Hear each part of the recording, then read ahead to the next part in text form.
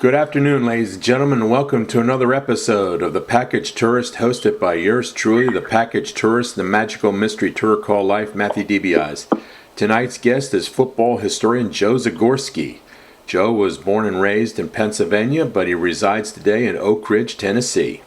Joe has written 6 splendid books dealing with NFL history. He first chronicled the NFL in the 1970s.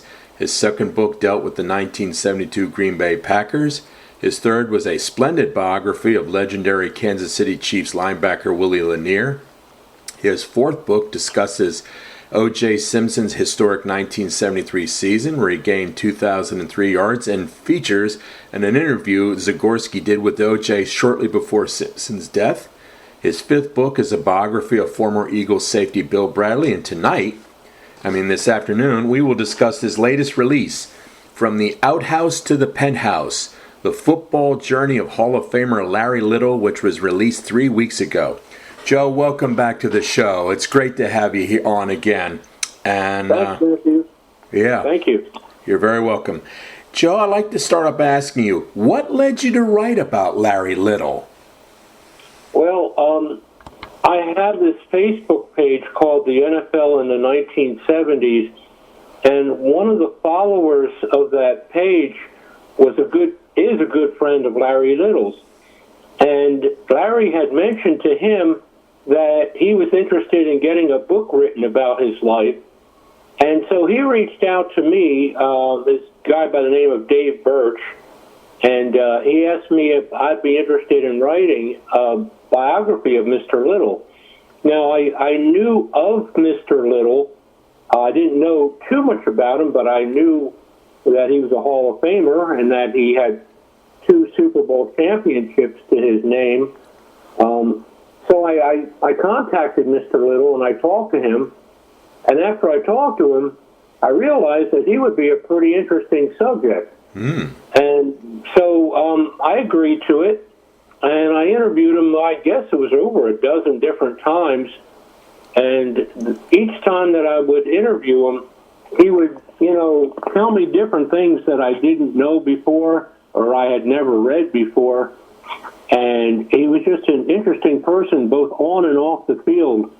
And that kind of led me into thinking he'd be an interesting subject to write about. When you were working with Larry Little on this book, what were the biggest surprises he revealed to you in the course of those interviews? Well, there were a lot of them. For one thing, he was pretty much shunned during the time that he was in elementary school, as far as he wanted to play football, but he never really got much of a chance from the coaches.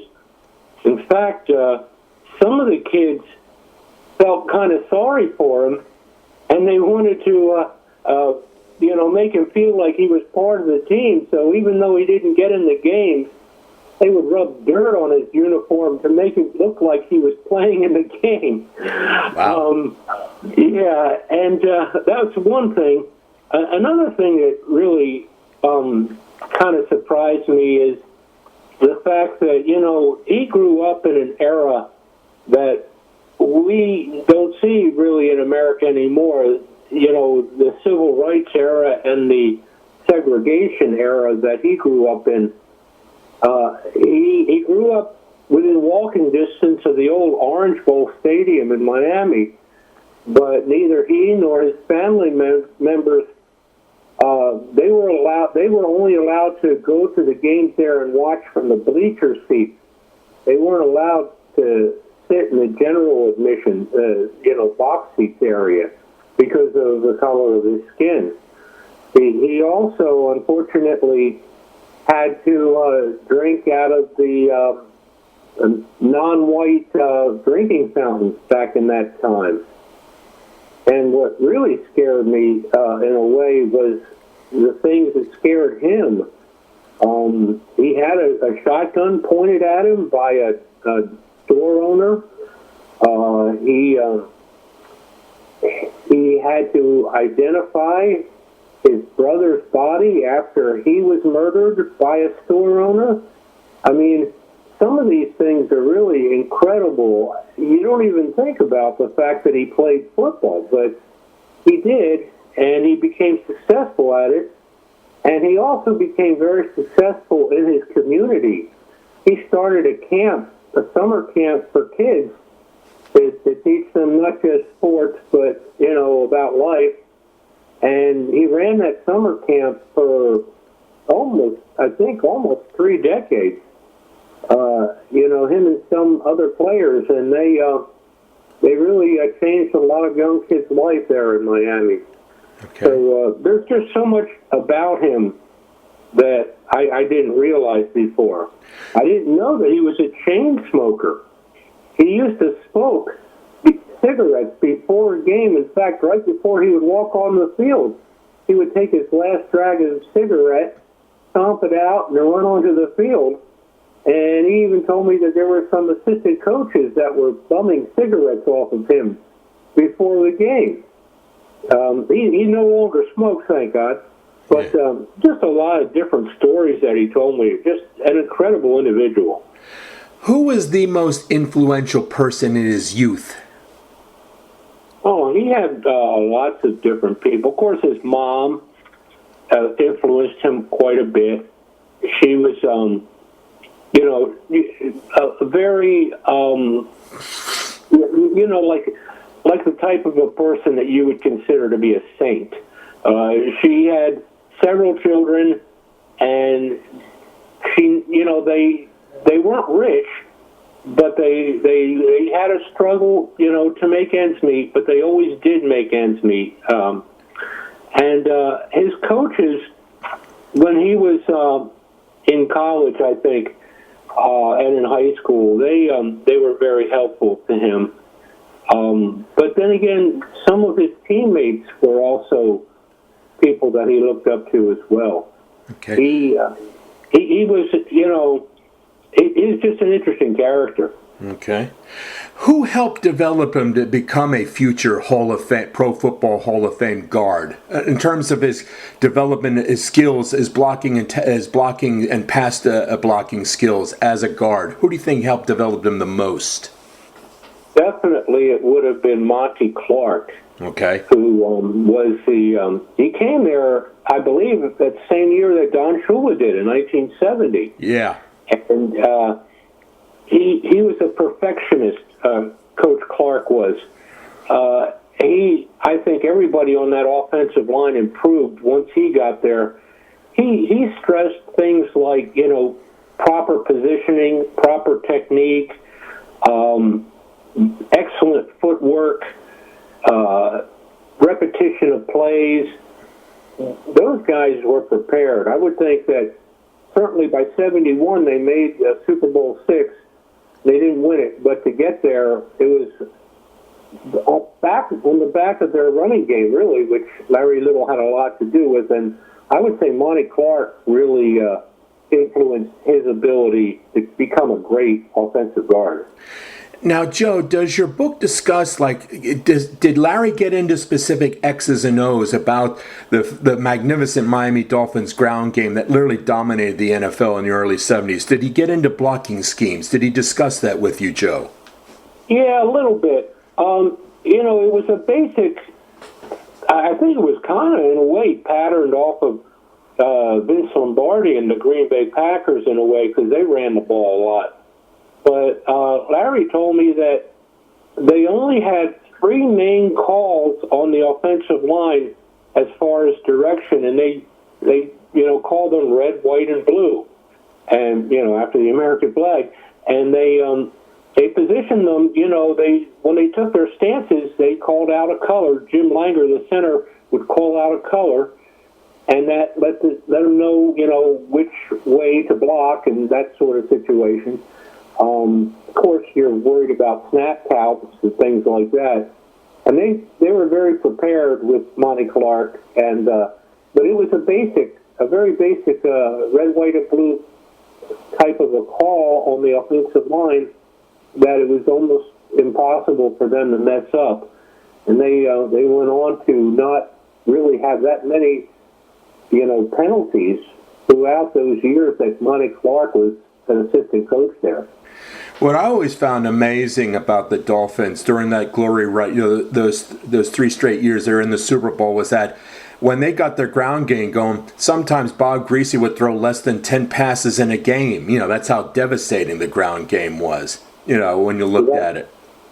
Without a doubt. And, when I interviewed Larry Zonka for the book, he told me that, the offensive line, like Little and Kuchenberg, Wayne Moore, those guys, they weren't allowed to say anything in the huddle, but they all kind of, looked at Zonka as like, if you're getting the ball, run behind me because I've got my man beat, And one time, actually maybe more than once, Bob Greasy told me that he ran out of plays in his mind to call, and the Dolphins were winning a game handily. It was late in the game.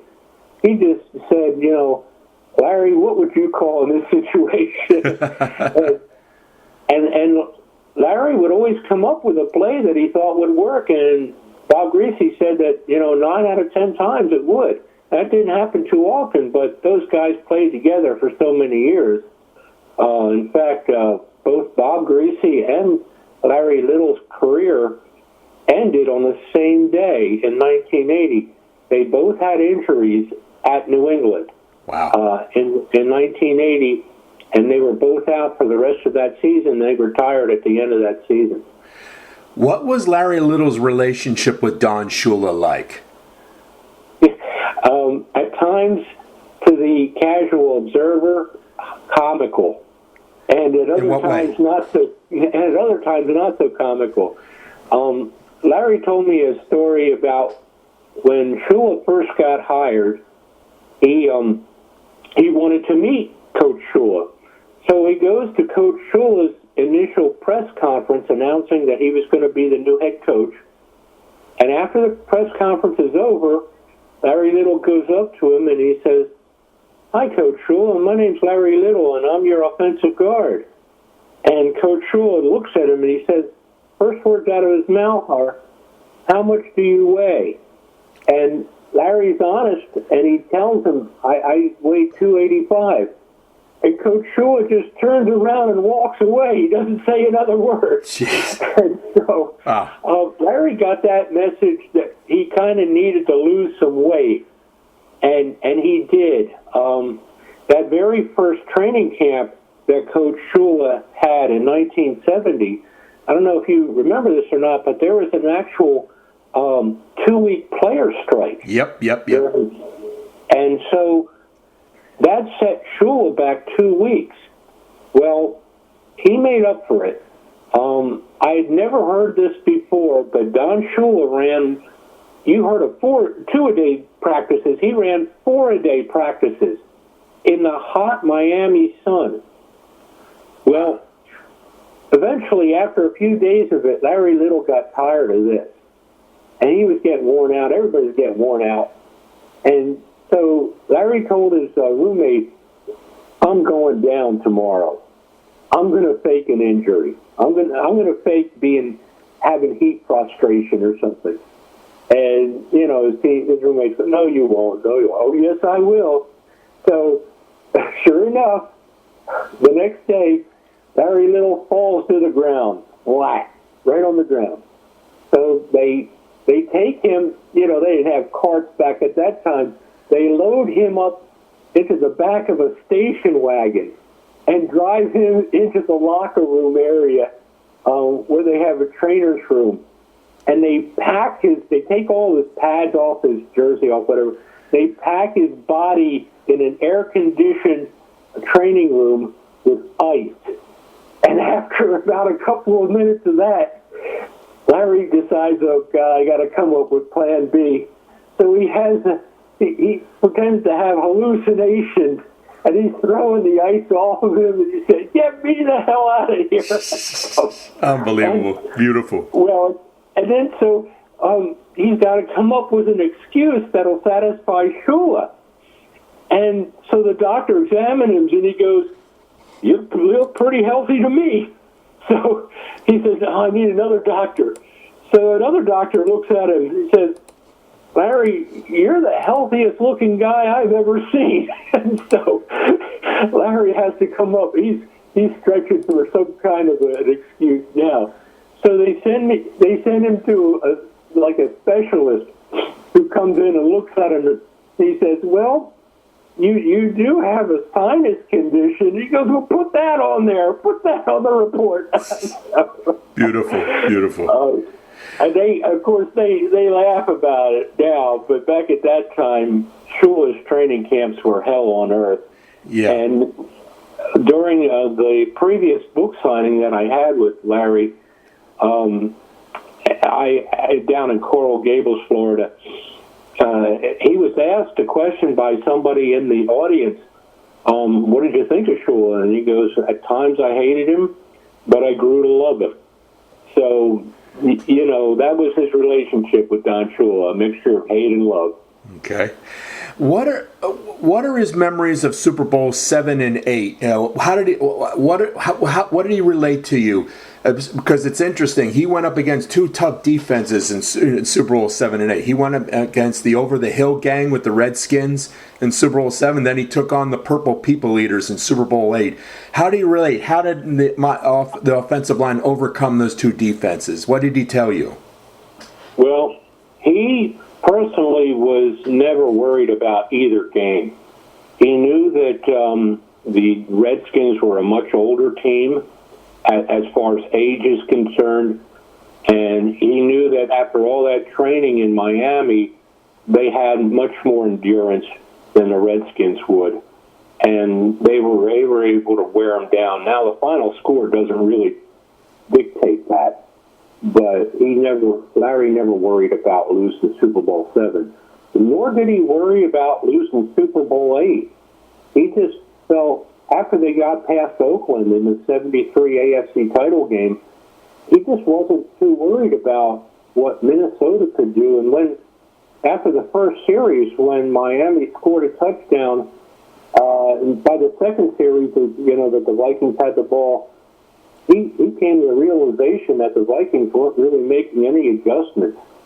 And so the Dolphins had no problems with Minnesota. And, I mean, you look at the rushing yardage, Greasy never had to throw the ball that much in either game. Yeah. And so, why throw it? I mean, especially if you've got a guy like Zonka who rarely fumbled, he was, MVP of Super Bowl 8. So Larry never was really worried about Super Bowl 7 or 8. He did a really good job in Super Bowl 6 against Dallas when he was blocking Jethro Pugh. Jethro Pugh didn't make a tackle in that game. Yeah. But Miami couldn't win that game. Yeah. So, yeah. If I recall correctly, I remember it was at NFL Film, Shula talked about the blocking schemes for Super Bowl 8. If I recall this correctly, weren't they, Miami, using some type of slant blocking? In other words, not the guy in front of you, but the guy next to you or something like that? Did Larry talk about that, or am I misinterpreting that, Joe? No, you're correct. He didn't really say much about that, but it was slant blocking. It was a lot of pulling guards, a lot of misdirection runs that they used, especially early in the game. Yeah. Larry did tell me that the Vikings did try to psych them out, though. The guy that Larry was going to be blocking that day was Gary Larson, defensive tackle for Minnesota. And during the national anthem, he looked over at Minnesota's sideline and he saw Gary Larson, staring right at Larry during the entire national anthem. And, as if that was going to intimidate Larry. Well, Gary Larson had a lesson to learn on that day because nobody intimidated Larry Little, not even Joe Green. So, that idea of psyching out Larry Little didn't really pan out. Okay, you kind of semi-anticipated my next question. In his book, does Larry Little reveal who were the toughest defensive tackles he ever faced? Yeah. The toughest one he ever faced was Joe Green. Ooh. The strongest that he ever faced was Curly Culp of the Chiefs and then of the Oilers. But the quickest that he ever faced was Mike Reed of the Cincinnati Bengals. Yeah. He said he was the quickest one he ever faced. And, of course, Monty Clark, had to prepare Larry Little and the rest of the linemen, the Dolphins linemen, to take on different types of defenders. And so Larry would get guys like Manny Fernandez of the Dolphins to emulate the types of approaches that these opposing defensive tackles would show them in a game so that they could be more prepared for them. Yeah. Okay. Who were Larry Little's best teammates on the Dolphins, his best buddies?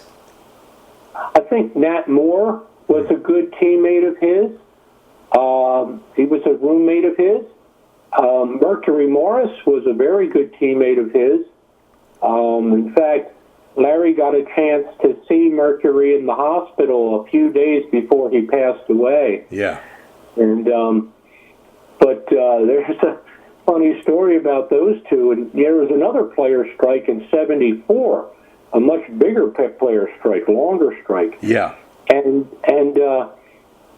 in order, Mercury Morris was in the middle of a contract renegotiation with Joe Robbie, the owner of the Dolphins at that time.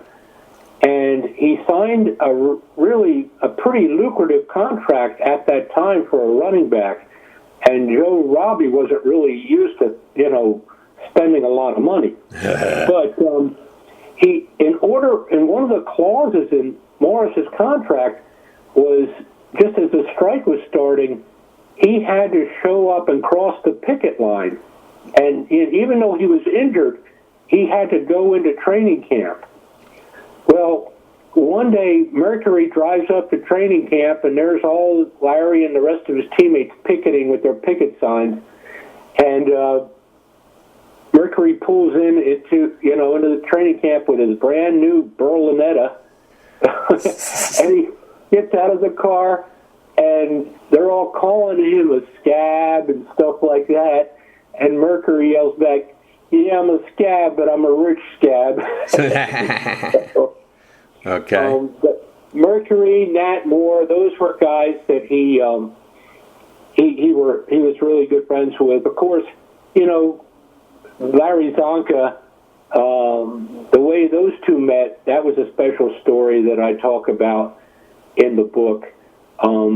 They were both going to a car dealership. They had their cars worked on, and Larry Zonka was coming out one door, and Larry Little was going in the same door, but it was like a shadow glass on the door where you couldn't see who was coming in and who was coming out. So both men were pushing against the door, and it wouldn't move. And so finally, I don't know who it was that gave up, and then the other person came through the door. And the first words that Larry Zonka said when he saw Larry Little, "Who do you play for?" He almost automatically knew he was a football player by his size, obviously. Yeah. And at that time, Larry Little played for San Diego. But Larry Zonka asked him, "Wouldn't you like to play here in Miami?" And he goes, "Yeah, sure." And so let me work on that. So Larry Zonka leaves the cars dealership and goes to the Dolphin headquarters, goes up to whatever floor it was, 7th, 8th floor, whatever, and he talks to Joe Thomas, the general manager. He says, "Joe, I want you to get Larry Little from San Diego." And Joe Thomas says, "Well, we're working on it." And Larry Zonka says, "Look, I need you to get this guy. I'll give up some of my signing bonus to get him here." "You would do that?" And he goes, "Yeah, sure." Well, he goes, "Well, we'll see about it." And he said, one last suggestion. He goes, "Joe, unless you want to grow wings, I'm going to throw you out of this high-rise building if you don't get Larry Little here to play for us." a few weeks later, he did. Yep, So. yep. Beautiful call and all that. Now, you said his playing career ended in 1980. What did Larry Little do after his playing career ended? What did he move on to? He was an entrepreneur of sorts.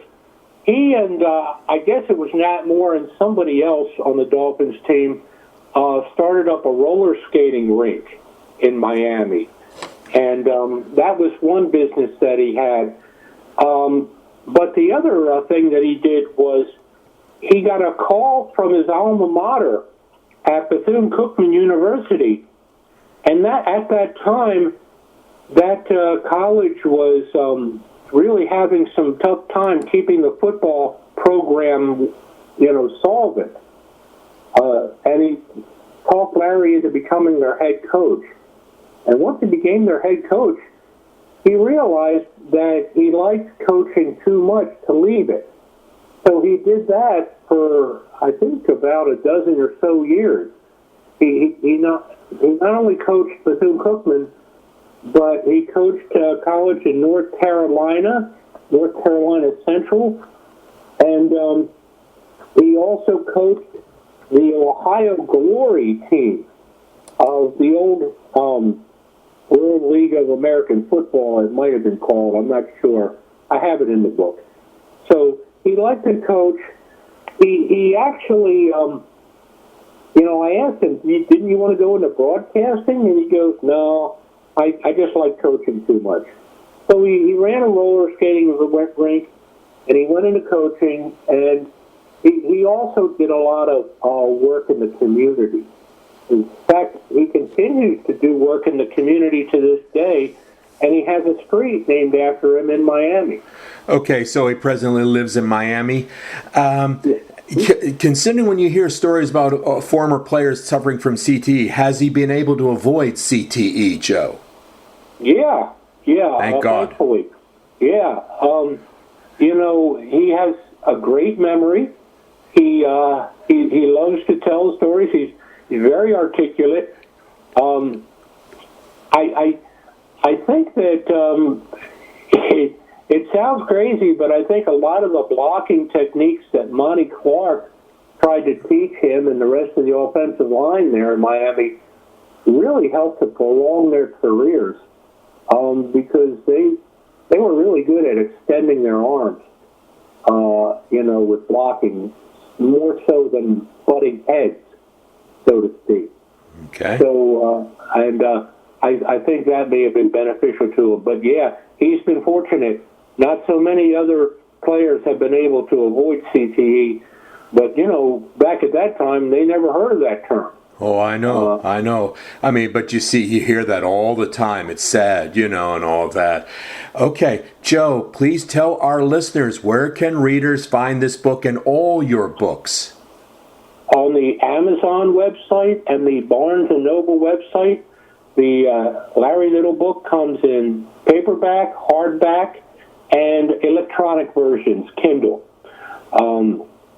You can also buy some on eBay. I've seen some for a little bit cheaper price. And because it's only been out a few weeks, it's brand new. So there aren't too many used copies available. They're all brand new. But Amazon, Barnes & Noble websites are the best place to get them. Joe, do you yourself have a website where people can learn about you as an author? Yeah. I had recently, within the last year, after my book on Bill Bradley came out, a friend of a friend designed one. Joe Zagorski, writer.com. Okay. Joe, any idea about what your next book project will be and when can we expect its release? I am currently working on a book, and I don't want to jinx myself, but it's going to be on the original Hail Mary pass in that 1975 NFC divisional playoff game between Dallas and Minnesota.